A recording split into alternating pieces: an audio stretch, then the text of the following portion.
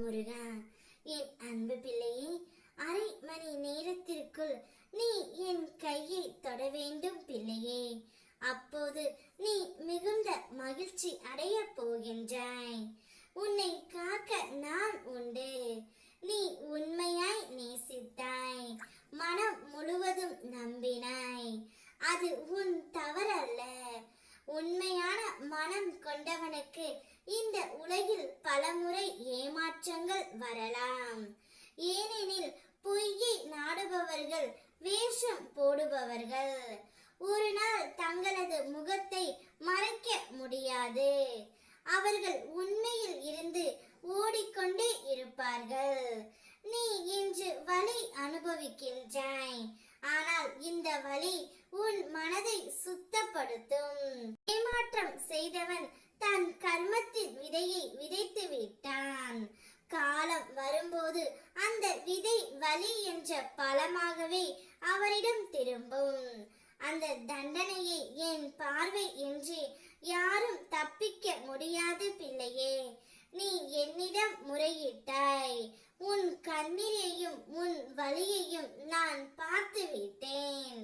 இந்த வாழ்க்கை இன்னும் உனக்கு சலிக்காமல் இருக்கும் ஒரே காரணம், நீ மனமாற நேசிக்கும் ஒருவரின் நினைவோ அல்லது உன்னை விட்டு வெறுத்து சென்றவரின் நினைவோ தான். அந்த நினைவுகள் தான் உன்னுடைய மனதில் தீப்பொறி போல எரிந்து உன் பயணத்தை நோக்கி தள்ளுகின்றன. நினைவில் கொள், உன்னை நேசித்தவரோ வெறுத்தவரோ இருவரும் என் திட்டத்தில் ஒரு பாடமாகத்தான் வந்தவர்கள். நான் உன் பக்கம் இருப்பதால் அந்த நினைவுகள் நிச்சயம் உன்னை வலிமை ஆக்கும். அடிமேல் அடியை கவனமாக எடுத்து வைத்தும் இதுவரை சறுக்கலே ஏன் சந்தித்தாய் என்று குழம்பி இருந்த உன் மனம் இனி வெற்றி பாதைக்கு திரும்பும். கஷ்ட காலங்களில் நீ நினைத்ததற்கு மாறாக நன்மை தீமை நடப்பதை பார்த்து குழம்பி போன உன் மனம் என்னுடைய அருளால் விலகும். பெற்ற அனுபவத்தை கொண்டு வாழ்வை எதிர்கொள். எந்த சூழலிலும் சிந்தை கலங்காமல் கடந்து வாழ கற்றுக்கொள்வாய். என் வாழ்க்கையில் இத்தனை சம்பவங்கள் ஏன் நடந்தது என்ற கேள்விக்கு நிச்சயம் உனக்கு விடை கிடைக்கும். உனக்கு நடந்தவைகள் அனைத்தையும் உன் மனதில் வலிமையாய் மாற்றி உன்னை நல் வழியில் நான் நடத்தி செல்வேன்.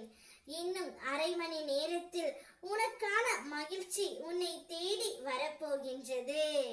அப்பொழுது நீ சந்தோஷமாக இருக்க போகின்றாய். நீ உன்னுடைய வாழ்க்கையில் ஜெயிக்கவும் போகின்றாய். என்னுடைய முழுமையான அருளால் உன்னை நான் ஆசிர்வதிக்கின்றேன்.